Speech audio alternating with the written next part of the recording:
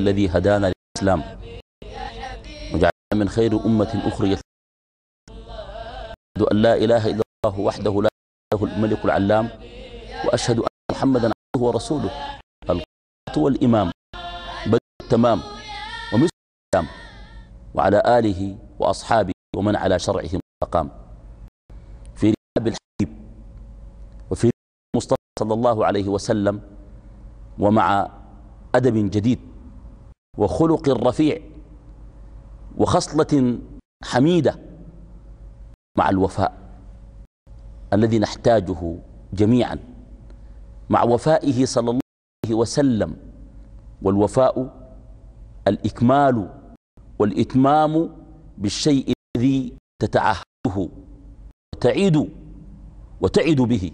إذا نظرت إلى النساء اللاتي تزوجهن، لقيت أن كل زيجة من هذه الزيجات كانت سببا إما في الدخول في تحالف صالح أتباعه ودينه، أو الحصول على شيء يعود بالنفع على أصحابه، أو كانت المرأة التي تزوجها في حاجة ماسة للحماية. آن بيزنت، كتابه حياة وتعاليم محمد. كان جزء من دينه، جزء شيمته، جزء خصاله لا يتكلفه أبدا. أضرب لكم أمثلة. المثال الأول يقول عبد الله بن أبي الحسماء رضي الله تعالى عنه قبل البعثة النبي صلى الله عليه وسلم يقول اشترى مني وواعدته أن أقضي له في مكان، قال ونسيته، فأتيت بعد 3 فوجدته ينتظر، قال يا فتى شققت علي فأنا أنتظرك هنا ذو 3. فعجيب لك، ففي المواعيد، في العقود والمواثيق، هذا الذي نحتاجه. قال صلى الله عليه وسلم حسن العهد من الإيمان. حسن العهد من الإيمان باب في صحيح البخاري، وسبب البخاري لذلك أن النبي صلى الله عليه وسلم كان إذا تعهد وإذا وعد وإذا فعل أتم، إذا وعد لم يخلف، وإذا عاهد أتم. يا أيها الذين آمنوا أوفوا بالعقود وأوفوا بالعهد إن العهد كان مسؤولا. هذا دينه الذي جاء به. وفاؤه صلى الله عليه وسلم عظيم. هذا مثال من أمثلة وفاء الحبيب صلى الله عليه وسلم التي ينبغي أن نقف عندها. وفاؤه لخديجة، والله ثم والله هذا الوفاء يحيرني ويشدني. خديجة رضي الله عنها توفيت، وكان صلى الله عليه وسلم إذا سمع صوت هالة خويلد أخت خديجة تغير واهتز، يقول اللهم هالة، يذكره صوت هالة بصوت خديجة.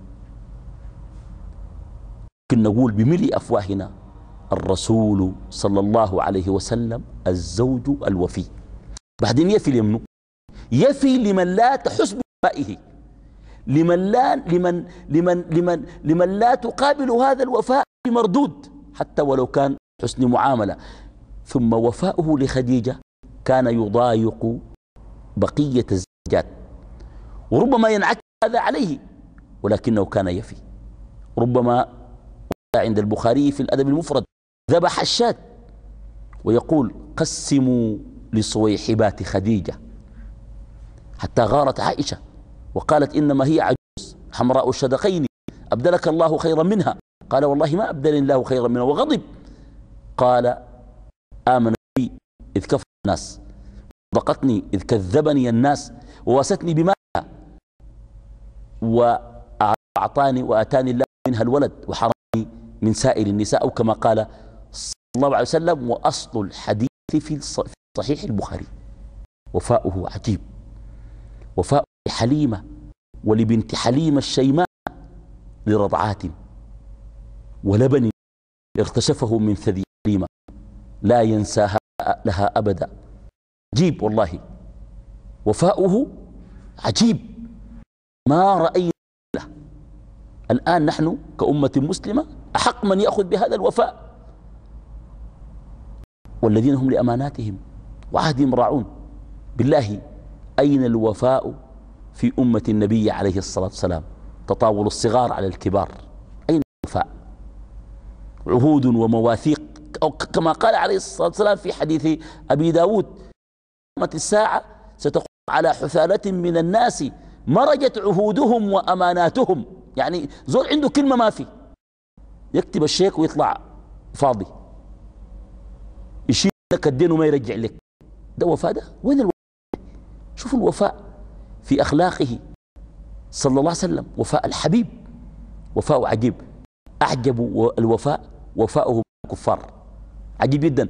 حذيفة بن اليمان ابن حين هو والده جاءوا في أيام من اليمن مهاجرين، فلقيتهم قريش وهم يريدون قتال النبي صلى الله عليه وسلم، فأمسكوهم وأطلقوهم واشترطوا عليهم أن لا يشاركوا في القتال. فجاء حذيفة وقال للنبي صلى الله عليه وسلم: يعني الكفار قريش قالوا كذا وكذا وكذا. قال له: أتموا وأوفوا، نحن نستعين الله عليه. ما قال لهم كلام ده ما تأخذوا به، وده كلام ما عنده، وده الكفار ما قال كده. سبحان الله. بل قال عليه الصلاة والسلام: إذا عهدتم عهدا مع المشركين أو مع الكفار، كما قال عليه الصلاة والسلام، فإنه نهى أن يكمنوا لهم، يعني يجوا جنبهم والمدة تكون قربت تنتهي، بعد ما المدة تنتهي يقوم يقاتلوهم، ألا يفعلوا ذلك. وقد رجع معاوية لما سمع هذا الحديث وهو على مشارف الروم. لكن وفاء، وفاء لأجل الوفاء، وفاء بغير مقابل، وفاء يعلمنا هذه القيم التي نحن بحاجة إليها. قال تعالى: ولا تنسوا الفضل بينكم. حسن العهد من الإيمان. أين الصديق الوفي؟ بالله من ده يعاملك عندك قول يكون معك، تفلس يفارقك يخليك، ده وفاء؟ أخي ما في وفاء ولا شو؟ حتى الصداقة صارت بجندتها من خلال هذه السيرة العطرة والشمائل المباركة الزكية. نريد لا نريد أن نريد أن نعايش وأن نحل مشكلاتنا من خلال نبينا ورسولنا كقدوة الله صلى الله عليه وسلم. المطلوب منا ونحن أمة الوفي أن نعايش الوفاء في طاقتنا. الصديق الوفي يقول الحسن البصري رحمه الله: إن الرجل يخلف أخاه الله وصديقه في أهله 40 سنة. نور الوجود وافي بالعهود سنا، لولاه ما ازداد الأكوان لولاه. يا سلام، علينا أن نعايش هذا الوفاء في كل مفردات حياتنا وأنماط تعاملنا لنسعد. أسأل الله تعالى أن يجمعنا وإياكم، قولوا آمين، مع نبينا صلى الله عليه وسلم في جنات النعيم مع النبيين والصديقين والشهداء والصالحين، وحسن أولئك رفيقا.